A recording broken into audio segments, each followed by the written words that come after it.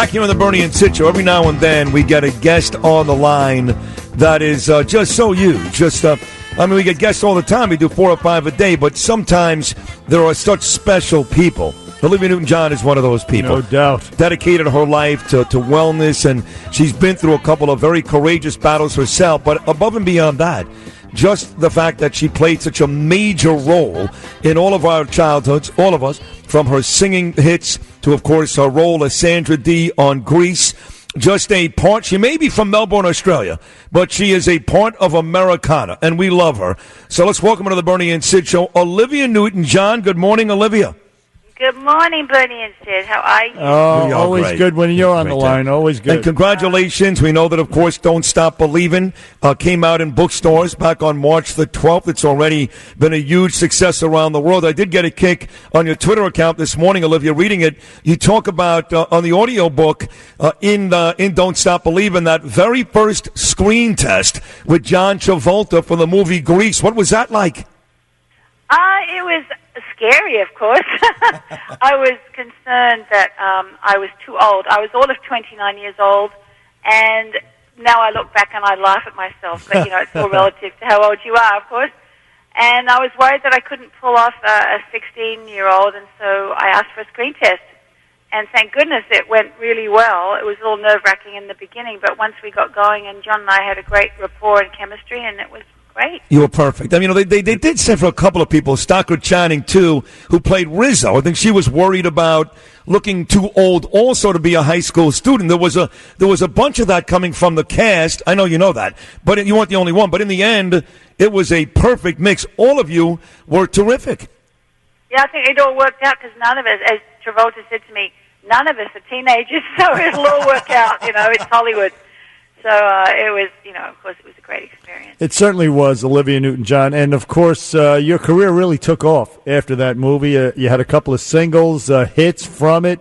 I mean, it was that movie that really launched your singing career, no?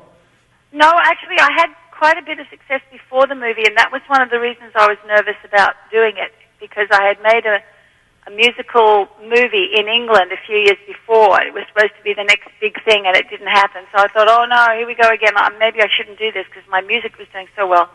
So that's why they had to convince me. And thank goodness it took me to another level, another stratosphere, of course. Yeah. No, right. I mean, you did win. You won 4 Grammy Awards in your career. You did have a bunch of hits even before that movie. That's right. But it did introduce you, obviously, to a new generation, especially. Oh, yeah. Yeah, and it made you an even a bigger star. You did some more movies after that, but it was clear, Olivia, that with all the acting and that you're still a singer first. Your true love has always been singing, which you've been great at since you were a young girl. That's correct. I always loved singing. That was, and that's where my heart is, and I love to sing. And, the fact that Grease came along and Xanadu, and I did some other movies, but singing is my favorite thing. Yes, and of course your new memoir, Olivia Newton-John, is called "Don't Stop Believing." It hit the stores March 12th, and it talks about your battles, your personal battles, and you've had some. I mean, cancer being the most difficult one, I would imagine. But tell us about the book, "Don't Stop Believing." Oh, Don't Stop Believing is kind of a journey through my life, telling stories that I hope are entertaining or interesting or do something. Right. It's inspirational. People are enjoying it. So I talk about my childhood and my family that people may not know about. My grandfather was a close friend with Einstein, and they communicated a lot. So I came from this kind of academia family. And when I went to England from Australia and my journey through beginnings of my career with Pat Carroll and up until now and all my, things I've gone through in between. Well, not everything. I choose to tell the stories I want to tell. Right. And the ones I remember. Well, but Bernie is right. I mean, you talked about Grease, and Xanadu was a big hit for you. We talked about the Grammy Awards, and you talked about your grandfather, but he did point out the cancer, and I know that the Olivia Newton-John Cancer Wellness and Research Center in your hometown of Melbourne, Australia, has become a go-to place. You've been very You've been very open about your battles here. Saw you, in fact, just on Channel 5 in New York City just a week ago, and how it's kind of changed you as a person, the whole cancer battle. Would you tell our audience about that? Yeah.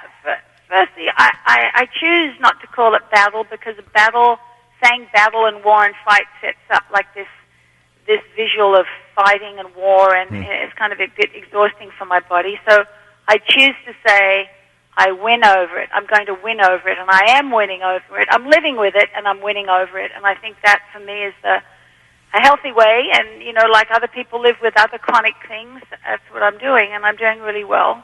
Oh, thank God. And, everyone goes through stuff in their life, and this has been my journey. But the thing is, if I hadn't gone through this, I always think there's something good in everything. In something bad, always something good comes out, but in my experience anyway. And if I hadn't had breast cancer, I wouldn't have become involved in helping to build a cancer wellness centre in Melbourne, Australia, which is now, as you say, a state-of-the-art, amazing hospital that is helping a lot of people. So, it's been an incredible journey. What an incredible journey indeed. And since being diagnosed, Olivia Newton-John, we've heard that you've turned to medical marijuana. I mean, is that a real crucial element in your therapy? Absolutely. My husband is a plant medicine man, and he worked in the Amazon for about 30 years and brings herbs back from the Amazon. And in the last he's actually been involved with medicinal cannabis for about 30 years, so he knows a lot. So he grew stuff for me and made me tinctures, and that has helped my pain incredibly. It has helped my sleep, anxiety, and now they're discovering, with all the research, there's thousands of papers on cannabis studies for different diseases, that it can help destroy different illnesses and cancer. And so, we're looking to the future with that. I think it's going to be the biggest surprised plant in the world. We've used it for thousands of years, and just the last 100 or so it's been very maligned. But you don't die from cannabis. You die from opiates, as we're seeing so much, sadly, in the news. So I feel safe taking it, and it's a natural plant, and it's helping me. The memoir is Don't Stop Believin', the fantastic Olivia Newton-John here on the Bernie and Sid in the Morning Show. Let's not confuse the issue. Olivia's talking about medical marijuana helping out if, in fact, you don't feel well, but not necessarily partying. But, Olivia, you do write in your book about partying with folks like Sammy Davis Jr., Carol Burnett, Steve Lawrence, and Edie Gourmet, Helen Reddy. So this cute little Sandra D that we saw in Greece, there's been a wild side of Olivia Newton-John, hasn't there? I didn't say I was wild, but I did know those people, and I was lucky to meet them. I mean, they're, in my day, of course, for the younger generation, they probably don't know who those people are. But they were the huge stars at the time, and George Burns and all these people, and Bob Hope, I got to sing with him. So I've had an amazing career, and very grateful for it. Amazing life. And you're entitled to a good time, Olivia Newton-John. And listen, your hit song, Physical, we heard that you were a little reluctant to release it. What was the motivation behind being reticent to release Physical? Well, I recorded the song because my manager brought it to me, and I think it was originally intended for Tina Turner, and we had the same manager. She wasn't interested in it, thought it was a little too much. But they didn't tell me that story. You mean it wasn't a moral thing? Like, let's get physical, let's have sex. It was more what you just said? No, I'm just giving you the history. So he brought it to me, and I recorded it because I thought it was a really great song. Wasn't really thinking about it in those terms, really. Right. And so then later when people are going, oh, this is cheeky, I'm going, oh, my gosh, maybe I've gone a little far. So I called my manager, and I said, Roger, I think we need to pull it, because it's just maybe a little too raunchy. And he says, too late, it's gone to radio, and it's climbing up the charts. It's like number 5 or number 1 or something crazy like that. So I said, okay, well, then we need to do a video, and we need to make it about exercise. That's it. Yeah. And, of course, that made it even crazier, and the director took it in a funny direction, and it was one of my biggest successes. So 2 things I was reticent about did really well for me. That's right. You're right. That is the actual moral of the Olivia Newton-John story is if you're somewhat hesitant to do something, go do it because you're going to be a big star like Olivia. Yeah. You never know. You've got to take risks sometimes. So when you look back at this brilliant career, again, the great singing, Bernie brought up Physical, but so many great songs along the way, and the movies and the Grease success. I know this is such a lame question. It is lame. I'm admitting it, but it's almost obligatory, Olivia. What is that one point in your career? What is the thing you're most proud of?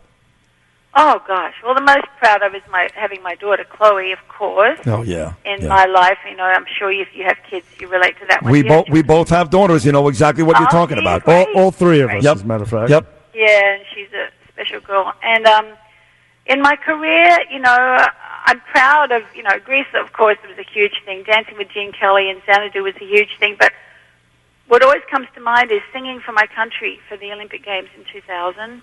I mean, that was such a huge honor and as you can imagine, such an incredible, indelible image in my brain, walking up on that stage with one of my favorite singers, John Farnham. I don't know if you're aware of him, but he's an incredible singer. And all these young athletes, and it was incredible. So it always comes to mind. And representing England in the Eurovision Song Contest many years before that. But, I have a lot of highlights, but that one was really special. And another one, yes, Gene Kelly, you mentioned Gene Kelly, but Dean Martin, you're a big fan. You appeared with him. That must have been a highlight as well, right? Oh, it was, because, I was this young girl coming from Australia, and I was living in England at the time, but, to be on his show was, amazing. He was very sweet. Yeah, we just saw his daughter a couple weeks ago. So on the way out, when they talk about the biggest star in Australia, is it Russell Crowe? Is it the lead singers of Air Supply? Is it Olivia Newton-John? Hugh Jackman, or the guy, who was the guy that he was in the zoo all the time? His daughter's a big star now. He got killed by the manta ray. Yes. Or is it him? Which one is it? They're good friends of mine, Terry and Bindi. Bindi's so cute. Yeah, she's great. She's adorable. But you're the biggest Australia star, right? You're the one. Hugh Jackman. All right. That's great. She's honest. Listen, that is great. The book is called Don't Stop Believin'. It's out in stores now, Amazon.com. Olivia Newton-John's new memoir. It's full of funny stories and some serious stories as well. But Olivia Newton-John, it's an honor and a pleasure for us to interview you here on the Bernie and Sid Show. Thank you so much. Sweet. Thank you. And also, so the listeners know there's an audio version. I spoke it, so that's if you just want to download it or get the CDs, you can do it that way, too. That's right, the audio book. You can check it out. And check out Olivia's Twitter, by the way, at Olivia Newton-John. She talks about the audio book and some of the stuff inside both the book and the audio book. Thanks again, Olivia. You were terrific. God bless you. Nice all right, take care. Bye-bye. All right, we'll take a short break. Bernie and Sid will come in right back right into this. Bernie and Sid in the morning.